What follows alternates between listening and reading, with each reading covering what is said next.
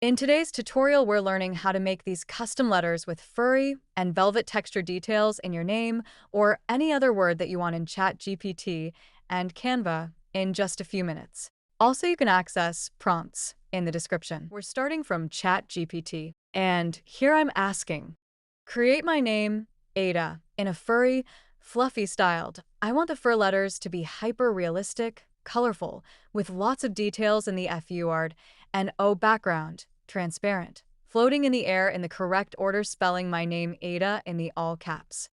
I'm curious what it will generate for this one. So now it's generating the first image in real time, and it usually only takes a few seconds before you can start seeing the render happen on. It looks quite good. I'm downloading it.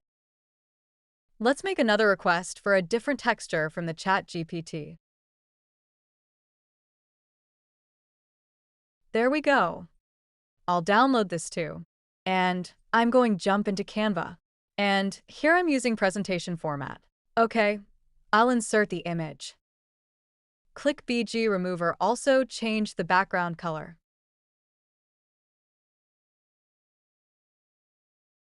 You can also change the color of the letters.